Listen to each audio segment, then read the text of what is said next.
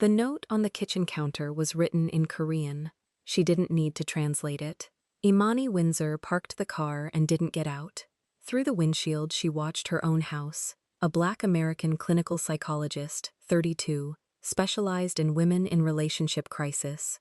Married 3 years to Kang Min-jae, the man Koreatown called the Quiet One. The dragon tattoo on his neck, the slicked-back hair, the boss of the family that laundered half the neighborhood through real estate. She had built a career listening to women fall apart. She had never imagined being one of them. The voicemails from her mother-in-law had become a daily ritual. Polite, cold, in 2 languages. Sun-hee never raised her voice. She didn't need to. Then a new patient walked into Imani's practice. Han Yuna, 30, Korean, porcelain skin, designer dress, pearl earrings. She cried in the first session. She talked about a man promised to her by his mother. A man who married outside the family pattern. She never said his name. Imani took notes. Professional, bound by ethics, bound by silence. She didn't know yet whose corridor she was walking through. But what she heard in that consultation room over the next weeks.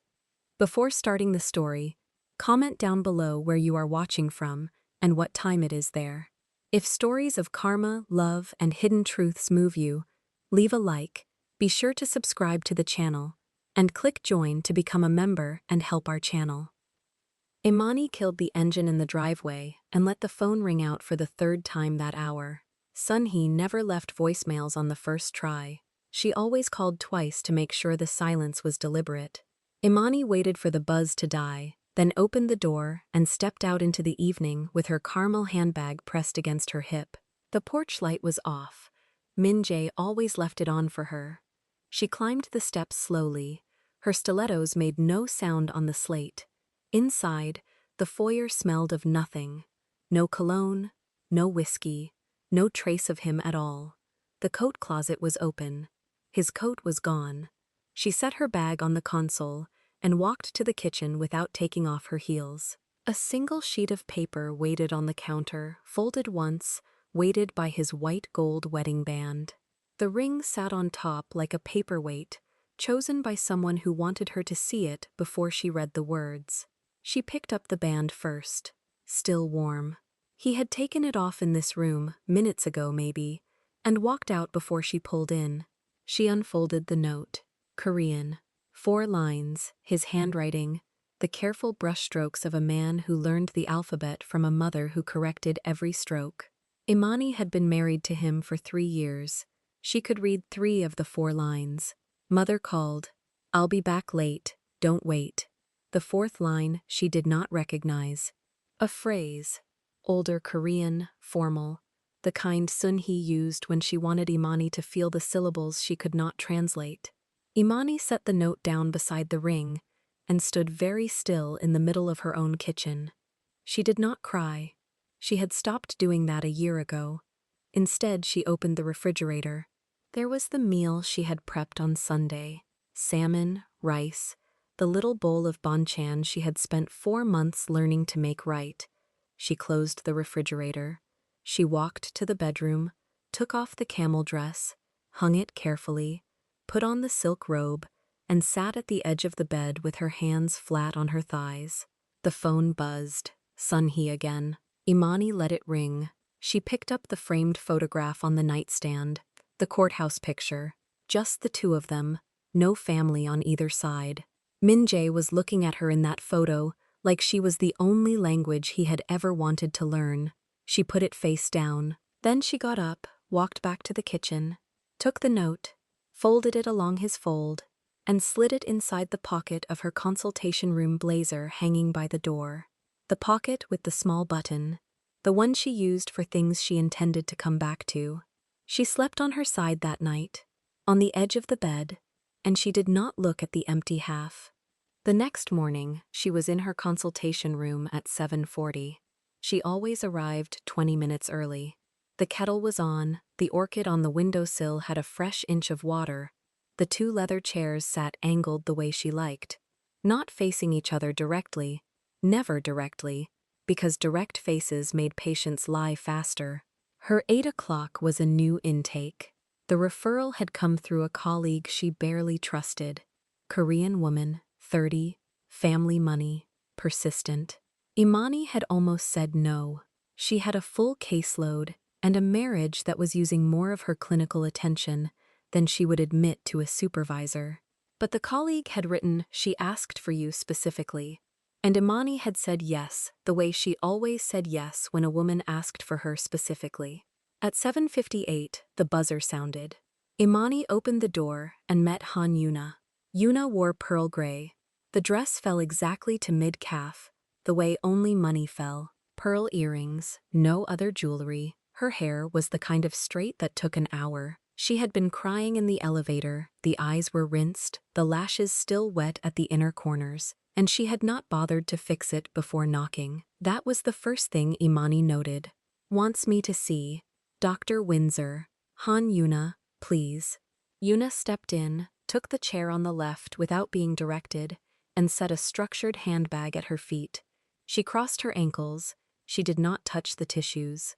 Imani sat down, opened her notebook to a fresh page, and waited. "I don't know where to start," Yuna said. "Wherever it hurts." Yuna's mouth moved before her voice did. "Then, there is a man."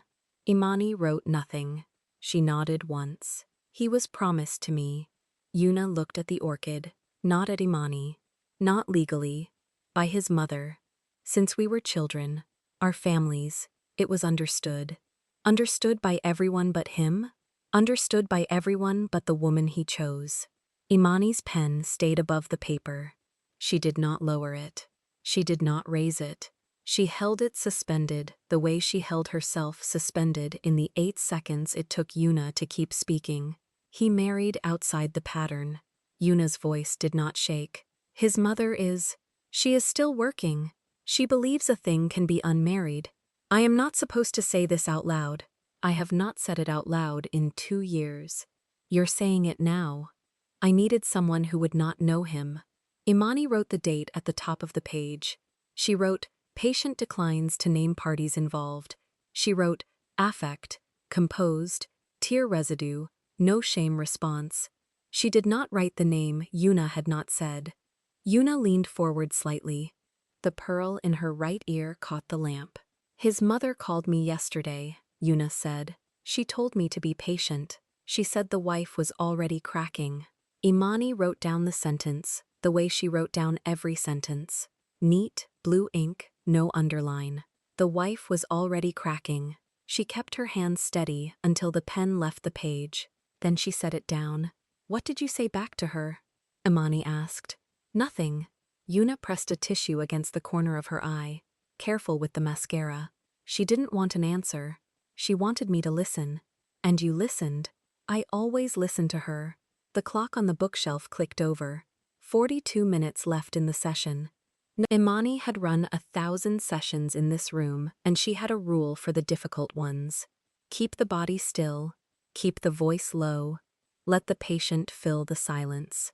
She kept the body still. She kept the voice low. Yuna filled the silence. "He doesn't talk about his wife," Yuna said. "He never has. His mother says that's the proof. A man who loved his wife would defend her name." Imani's wedding ring caught the lamp. She didn't move her hand to hide it. Moving the hand would mean she had something to hide. "What does the wife do?" she asked. Yuna looked up. The question was a small one, and it landed wrong. And for half a second, the fragile smile slipped, and something else sat behind it. A measuring look, quick and clean. Then the smile came back. "Something with people," Yuna said. "I don't know. His mother said she works too much. She said that's why he goes quiet at home." Imani wrote, "Deflection, second mention of mother as source." She underlined mother. Min-jae was in the parking garage of the Wilshire building at 6:14 when his phone rang. He let it ring twice. He never let it ring 3 times for his mother. "Mother, come to the house tonight. I have dinner with Imani." Cancel. He waited. The garage hummed. A black sedan 2 spaces down had been there since the morning, and the driver had not come back for it. He noted the plate without thinking about it. "It's an old friend of the family," Sun-hee said. She's in town one night. You'll come for 1 hour. Your wife can eat alone one evening. The way she said your wife, the small pause before the words, the way the words landed like something foreign in her mouth. He'd heard it for 2 years now. Who's the friend? Yuna. Han Yuna. You met her when you were 16. He had not met Han Yuna when he was 16. He had met her once, at a charity dinner in Seoul, when he was 28, and his mother had walked him across the room toward her, and he had walked past the table and out of the building. His mother did not forget that night. His mother never reframed a story unless she planned to use the new version. 1 hour, he said. 1 hour. He hung up. He sat in the car a moment longer. Then he sent Imani a text. Late tonight. Family thing. Don't wait up. He read the message twice. He removed the word family. He sent it. Imani's session ran the full hour. At the door, Yuna paused, handbag against her hip, and turned back. Dr. Windsor. Yes, you're very kind to me. I don't think I've thanked you properly. You don't have to thank me. My mother-in-law would say it's how I was raised, to know the difference between someone who serves you and someone who sees you. The sentence was clean. The sentence had been rehearsed. Imani held the door and she did not move her face, and she said, I'll see you Thursday. Yuna walked down the corridor in stiletto heels that made no sound on the carpet. Imani closed the door. She walked to her desk. She sat down. She opened the patient file, and she stared at the line she had just written. Mother-in-law. Yuna had a husband. Yuna had said for 6 weeks that the man was promised to her, not married to her. Promised. Imani picked up the phone. She put it back down. She picked it up again, and she dialed Min-jae, and it went to voicemail on the first ring, which meant he had pressed the side button to silence it, which he had not done to her call in 3 years of marriage. She set the phone on the desk, face down. She did not move for 1 minute. Then she picked up her bag, her coat, and her keys, and she left the office 20 minutes early. The Kang house sat on a hill above Hancock Park, behind a black iron gate. Min-jae's driver took the long curve and stopped at the front steps. 2 staff in dark suits opened the doors. His mother was waiting in the foyer in a black dress and a double strand of pearls, and she did not smile. She's in the garden room, son, he said. 1 hour. 1 hour. He walked the corridor he had walked as a boy. Yuna was standing at the glass doors with a glass of white wine, and when she turned, she did the thing his mother had taught her. The small tilt of the head, the soft mouth, the long look held 1 beat past polite. Min-jae. Yuna. She crossed the room. She set the wine down. She kept walking until she was inside the space a wife stands in, and she put 1 hand flat against the lapel of his suit, and she rose on the stilettos, and she kissed him. He did not move. He did not move for 1 full second. And 1 full second, in the doorway of the garden room, was enough. Behind him, on the gravel of the front drive, Imani Windsor's car came up the curve and stopped where the headlights would not reach the house. Imani killed the headlights before the car came to a full stop. The gravel crunched once under the tires, and then nothing. She kept her hands on the wheel. The house sat 50 yards ahead, set back from the drive. The garden room lit up like a stage. From this angle, through the windshield, she could see straight through the tall glass doors into the lower hall. She could see the back of her husband's head. She could see the woman standing in front of him. She did not recognize the dress at first. Pearl gray. Midi. The kind of dress a patient might describe in a session, and the psychologist might write down without imagining. Then Yuna turned a half step, and the porcelain face caught the light. Imani's hand left the wheel. It stayed in the air for 1 second and came down on her own knee. She pressed. Inside the garden room, Min-jae had not moved from the threshold. His jaw was set. The dragon on the right side of his neck was half covered by his shirt collar, the way it always was at his mother's house. Behind him, Sun-hee crossed the inner doorway once, very slowly, carrying nothing, and crossed back. A figure giving the room permission. Yuna took a step forward. Minjae did not retreat. In the car, Imani heard herself breathe out. The breath fogged a small oval on the inside of the windshield. She wiped it with the side of her thumb. She wanted to see clearly. She made herself see clearly. Yuna lifted both hands. She placed them, very lightly, on either side of Minjae's face. Imani had watched 100 women describe that gesture from a couch 6 feet away. She had a category for it. Claiming touch. Inventory. Yuna kissed him. Minjae did not push her back. He did not pull her in. He stood. 1 beat. 2 beats. The 3rd beat was the one Imani would remember for the rest of her life. The beat where his hand finally rose, and instead of reaching for Yuna's waist, instead of reaching for her shoulder, it closed around her wrist and lowered her arm. But the 3rd beat came too late. Imani's mouth opened slightly. Nothing came out. She closed it. Through the glass of the windshield, through the glass of the garden room, every sentence Yuna had paid $800 an hour to say came back at her in order. He was promised to me. His mother chose me. He married outside the pattern. He still listens for his mother's voice before he listens for his wife's. Imani had written each sentence in the same blue ink, with the same steady hand, with the same trained refusal to assume. She had been taking notes on her own marriage. She did not cry.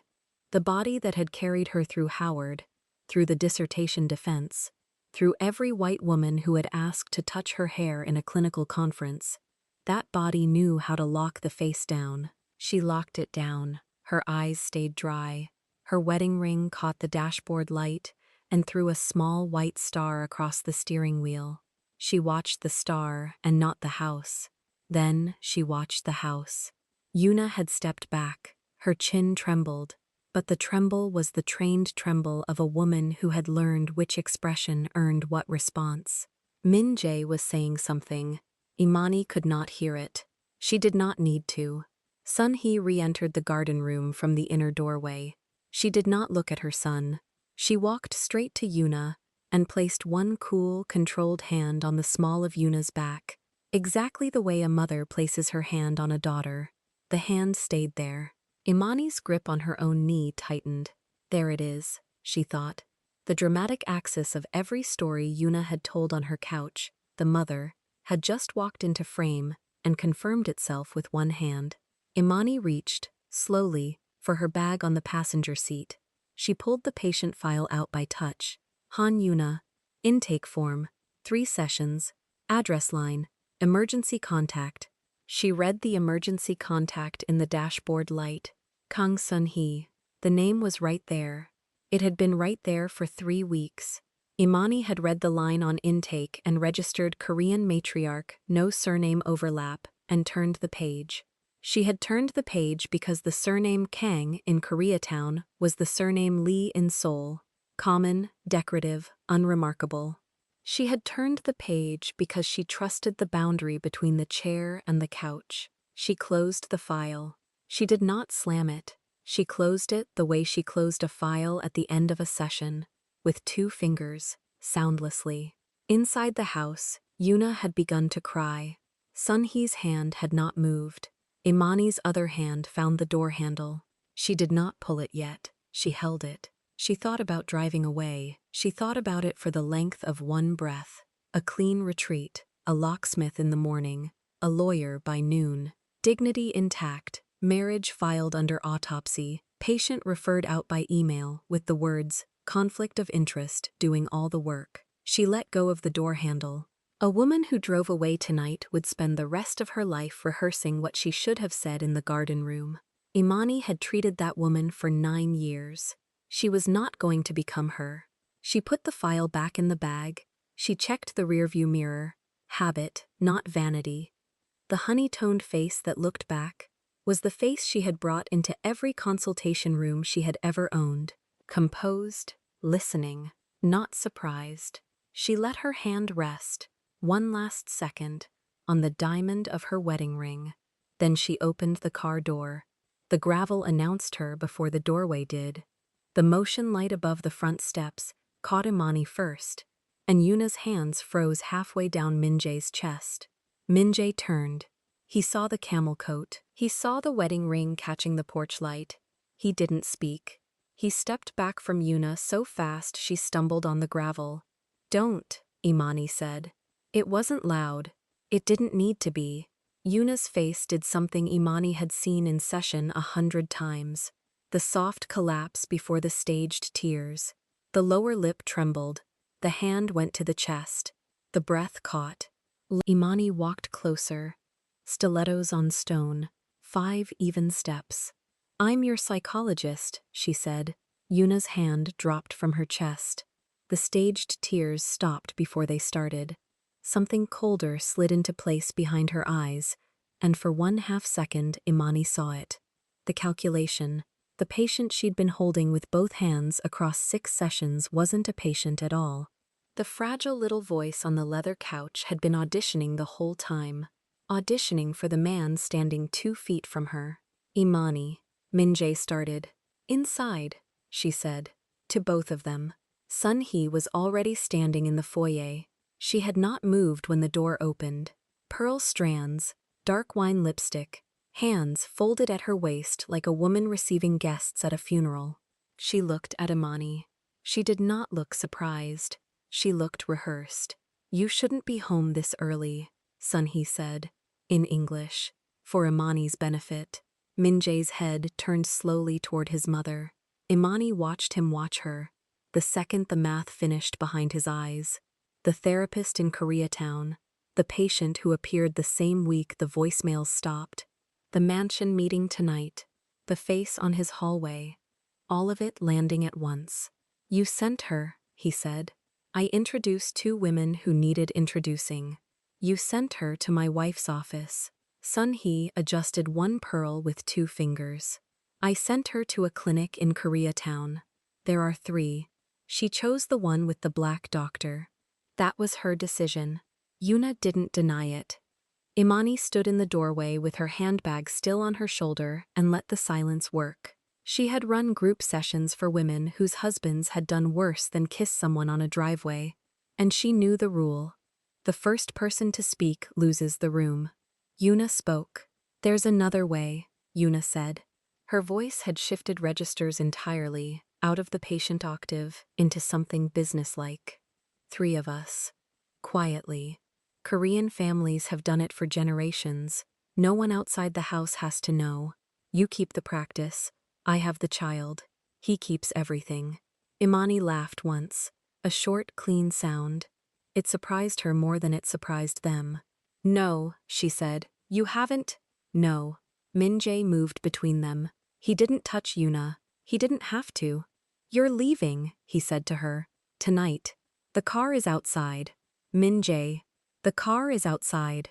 Sun-hee took 1 step forward, and Min-jae's hand came up, palm flat, not raised, just present. His mother stopped. She had not stopped for anyone in 40 years. "You too," he said. The 2 Korean women looked at each other in the foyer of a house neither of them had paid for.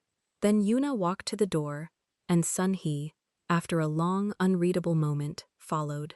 The black sedan was idling on the gravel. The driver did not look up. Min-jae closed the door behind them and turned to his wife. Imani put her handbag on the console table. She set her keys on top of the handbag. She took off the camel coat and folded it once, neatly, over her arm. "Don't speak yet," she said. "I need to think." He didn't speak. She went upstairs. She packed 1 suitcase, 3 dresses, the consultation files she kept at home, the small framed photograph from her mother's house. She came back down. He was still standing where she had left him in the foyer. "I'm moving into the Walden building tonight," she said. "The corporate apartment. I signed it in my name last year." He nodded once. "I'm referring Yuna out tomorrow morning, to Dr. Cho on 32nd. It's an ethics violation either way, but the cleaner version is referral with documentation. I'll write the notes tonight." Imani. "Not yet." She walked past him. She put her hand on the door, then she turned. "In here, you listen.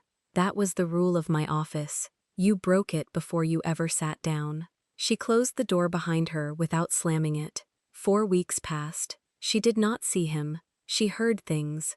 Sun Hee had been moved to a property in Busan. Min Jae's lawyer signed the papers, not Min Jae. Yuna's family had pulled her engagement applications from 3 other Korean households in a single afternoon. A letter arrived at the Walden building on heavy ivory paper. She read it once at the breakfast counter and put it in the drawer with her grandmother's earrings. He came on a Wednesday. He waited in her consultation room without sitting. The receptionist had let him in because Imani had told her to. He didn't bring flowers. He didn't bring jewelry. He brought the ring. He set the white gold band on her desk between them. "I'm not asking yet," he said. "I'm starting where you said to start. In here, you listen." She looked at the ring. She looked at him. She did not touch it. "Sit down," she said. He sat in the patient's chair. She sat in hers. Outside the window, the Koreatown sign clicked on in the early dark, and Imani Windsor crossed her legs slowly, opened a fresh file, and clicked her pen. "I wasn't the wrong woman. I just almost forgot I deserve to be the only choice." If you want to watch all the stories without any ads and also get access to bonus scenes, extended epilogues, and exclusive spicy chapters, head over to our Patreon. Scan the QR code on the screen. The link is in the description or in the pinned comment. See you there. If this story moved you, stop for a moment and reflect. Have you ever listened to someone pour out their pain, only to realize the wound they described was about your own life? Have you ever stayed silent inside a marriage because someone else's mother was louder than your own voice? And when the truth finally sat across from you, did you choose to be the only choice, or did you keep negotiating to remain one of many? Tell us your experiences and feelings in the comments. We read them all. And if you believe in stories about dignity, silence, and self-worth, leave a like, be sure to subscribe to the channel, and click join to become a part of our community and help the channel.